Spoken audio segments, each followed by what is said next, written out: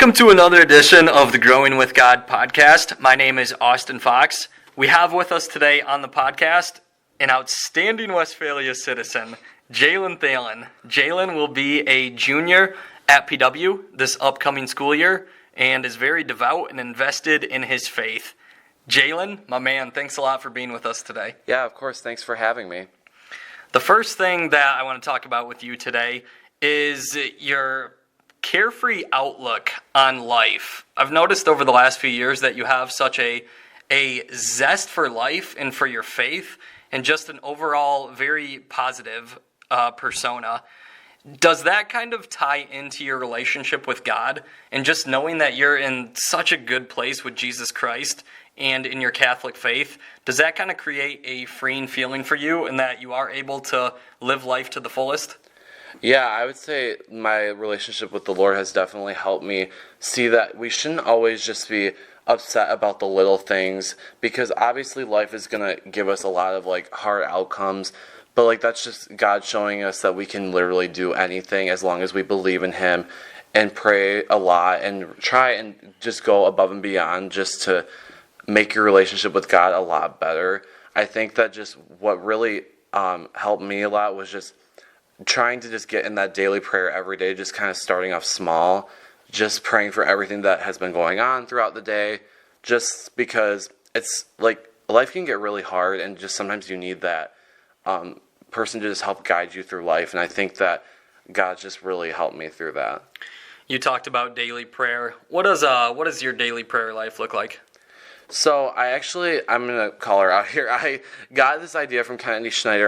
Was at a track practice and I saw on her phone that she had a reminder on her phone to pray. And I just was like, oh, that's really cool. So I was like, okay, I'm going to start doing that because I know that it's so important to do daily prayer and just to keep God in your life throughout the day. So I just every day I have it set for school time because that's when I started doing it. So around a little before 7 o'clock, it will just say pray. And then, so that's what I just keep it up there all day. So I do my morning prayer when I see it.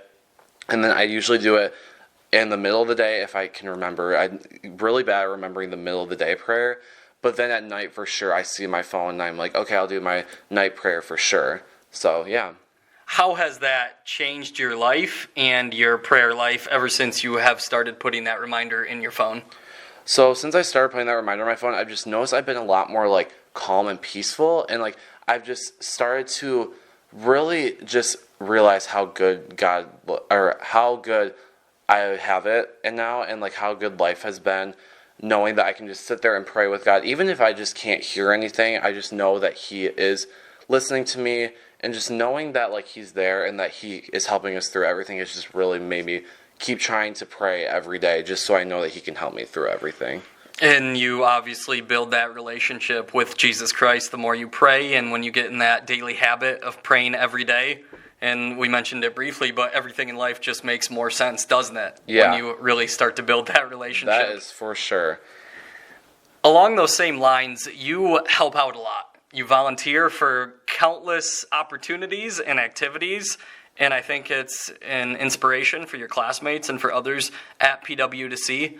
What's behind that? What's the motivation there for you're just constantly volunteering, and honestly, it's so much appreciated. What's the incentive there to help out as much as possible? So at first, it was just a thing where my friends would ask, "Hey, you want to help out with this thing?" I'm like, "Oh yeah, of course." Service hours, that's just a big thing. But I think as time went on, it really just showed me how people will start seeing oh, this person's really nice for just keep volunteering over and over. And I'm very much like to talk to people, very social person. So when these opportunities came up and they were all kind of talking with a bunch of people or just seeing people, I think that I really like talking to people, and that just really made me be okay, yeah, I'll go and help out this thing. And I think it just, and a lot of people just don't like to help out with it, just they choose not to. And I think that that's not right. Obviously, if you think about it and then you just really just don't feel comfortable with it, that's a different story. But I think that, for me, it's just been always, a thing, just a source of habit, just be yeah, let's go help out at this thing, and it'll be great. It's really that zest for life that I was talking about, that mindset to live life to the fullest, and it's so cool to see.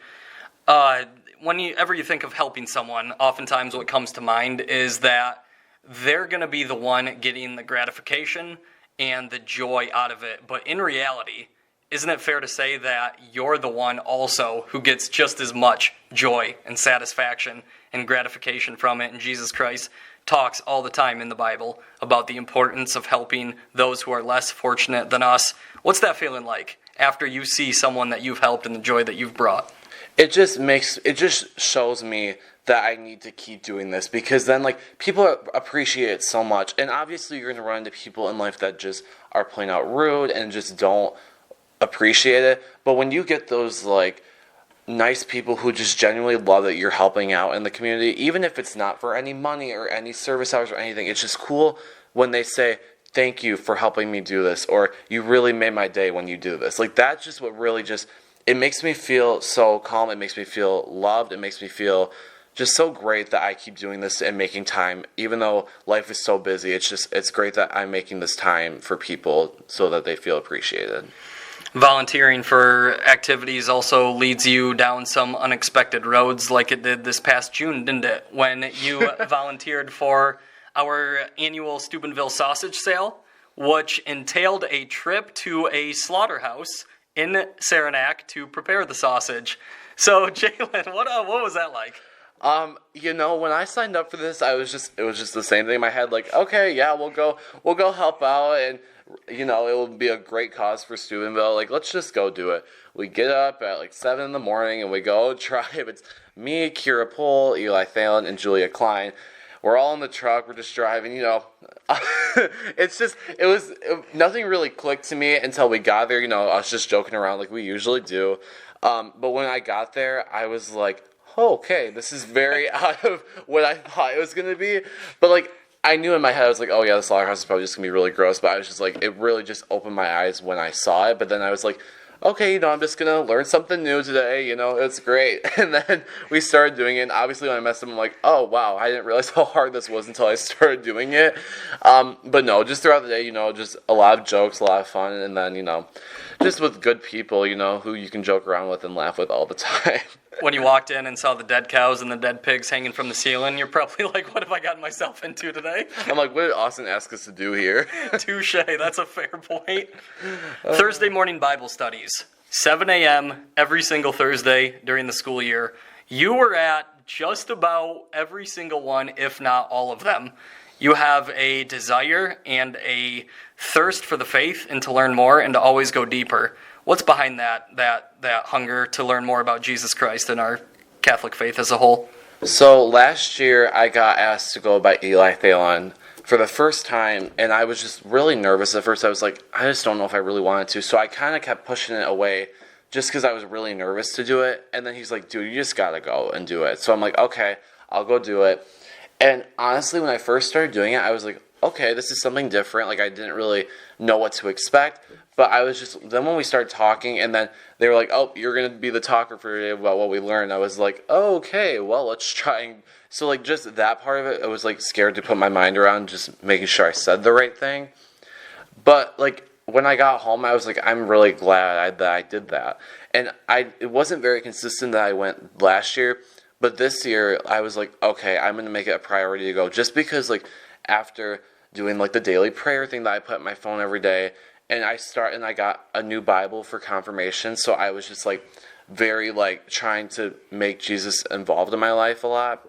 So then when I got the email saying that it was starting at the high school library, I was like, okay, let's go do this. I'm going to do it because I know it's good for my faith, and it's good for me to just do that every week. And obviously, yeah, there were some mornings where it was hard to get up at 6 o'clock in the morning, but it was so worth it once you get there. And obviously, we got some donuts and we got some apple cider, so that was always a good incentive. But once you get there and you just are with all the people who are all there just reading what the Lord has to offer, I think it's just a really cool experience. Like you said, we oftentimes share what our interpretation of the upcoming weekend's readings are at Bible study. And public speaking is something that terrifies a lot of people, both young people and adults alike. But You did it several times where you spoke in front of everybody.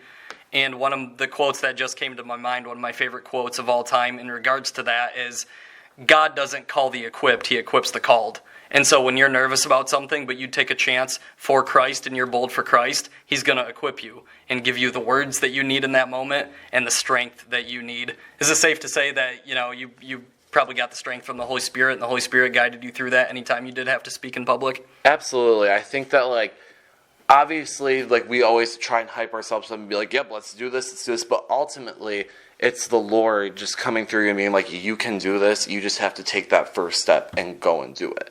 And obviously, when you first do it, you might be nervous. You're going to ramble and probably say things that don't make sense. But that's just a part of learning and growing in your faith. Just taking that extra step because you know that's right to do. I think that God just really had a place in my heart for me to just start talking about it. Even if it was something different from what everyone else thought, it was just something that came to my mind, and I was like, okay, I'm going to say it when they asked me what I learned. Even with this podcast, we were talking about beforehand how we didn't necessarily put in a whole lot of prep work, but that was by design because we knew that the Holy Spirit would guide our words and guide these conversations today, and we hope that's certainly been the case so far. Who are some role models in your life, Jalen? Who's really helped you grow in your closeness and deepness with God? So my first would be my parents obviously have definitely made sure that I go to church every Sunday, and they really were excited when I started doing the things like going to a weekly reconciliation and going to Bible study and getting a new Bible and just taking that extra step in my faith, and they were very supportive of that. But ultimately, I think the biggest one is Sherry Wolfert. She was my 6th grade teacher. And now she lives across the road from me. But there's just every once in a while where I just will text Sherry. I'm just like, hey, I need to talk. Can we have a chat? And she's just like, yeah, come on over. And we talk about a lot of stuff, but we also talk about the faith too. And she's a very strong and wise woman. And I think that she's so fun to talk to. And then when we talk about the faith, it really made me realize how awesome she really is. And I love that, she doesn't judge if I have something going on with my faith. She just very much helps me and gets me to where I need to be, for sure. Wise is absolutely a great word for her. You guys have some pretty good conversations?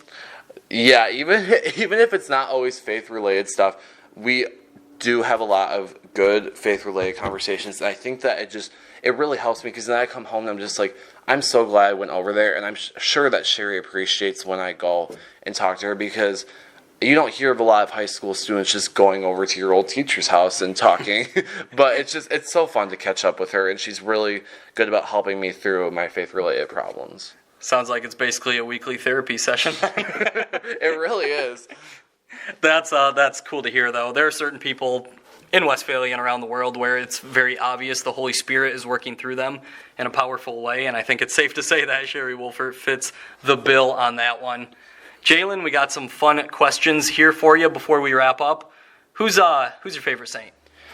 So for confirmation, I did Saint Sebastian, which is the patron saint of sports, and I thought and he was a really big help. I prayed to him for every track meet that I had. When I had every cross meet, I prayed to him. But mostly I like Padre Pio is really my favorite saint. I love just seeing the kind works he did for people, and just his overall just mentality is just really cool to see, and it's just a really big inspiration for me, I think. Padre Pio has one of my favorite quotes of all time, and that's pray, hope, and don't worry. Straight and to the point, about as straightforward as it gets, but it's so true. No need to worry when you have prayer and when you have God. Jalen, you are a 3-time, is that correct, yep, Steubenville attendee? Yep. In a few short sentences, what's your favorite thing about that Steubenville weekend every year? Oh my gosh. So I love every part about Steubenville, obviously. Maybe just not the food or the showers. But but I think it's pretty much everyone's favorite too. The Saturday night adorations is just really what is my favorite part. Obviously, I love the atmosphere of it because it's definitely not just a regular church.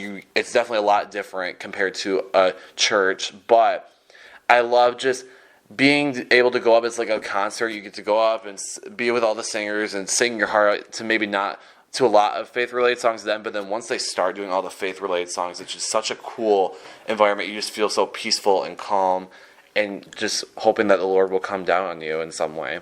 I could be wrong, but I thought I saw you this past year leading the charge in the Christian music mosh pit. Is that correct? Yeah, I was one of the very few people. I'm like, I just need to get up there and go do it, or otherwise I'm not going to be happy and I'm going to regret it. So I was like, come on, guys, let's go. We got to go do it. And obviously some people did it even though they didn't want to. I was like, we just have to do it. You're going to regret it. We just have to do it. But I loved it. It was so fun. But I think, yeah, Saturday Night Adoration for sure was a big part of one of the things I loved most about Steubenville every year. Again, living life to the fullest and having a zest for life, man. I think that sums you up pretty well. What's your favorite part about the Well, the weekly CCD Monday night religious ed classes? My favorite part about it is, like, obviously you're going to have some people who just are like, oh, I don't want to go to the Well.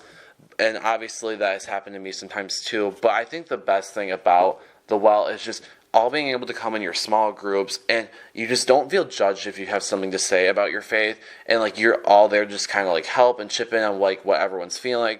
I like how we have a lot of guest speakers. Recently, this past year, we had a lot of guest speakers, which I really loved hearing their stories and how it can impact, and some were high school students, which was also really cool to see. So yeah, I would just say a lot of the guest speakers really just had a big impact on me, and just thinking that you're not alone, even if you feel like you are. It's just like you're not going to feel alone. You have all these people around you who are going through the same thing every single day. So I think it's just really cool for that. All right, last question. On August 31st, in just a few short weeks, you will be attending the Michigan-Fresno State game for your first ever night game at the Big House. What are your thoughts on that and how much you're looking forward to it? I'm really, really excited. I went to a lot of Michigan games in the past. Like, we usually do the first Michigan home game, but it's usually like 90 degrees at noon in the Big House, which is fun, but it also can get very tired and really hot at the same time. But this time, it's a night game. It's a 7 o'clock game, so I'm very excited to see that. My expectations are very high for this game, and I'm just happy it's not going to be super hot. That'll definitely be a good thing for sure. Jalen, I've seen you be an inspiration for so many people.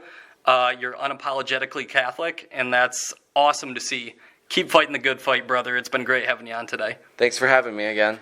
If you guys enjoy our podcast, we'll have another one out in just a few short days with another PW student, as the school year is just right around the corner now, and they'll be talking about a variety of different things in their faith as the school year approaches. Until then, thank you everybody so much for listening today.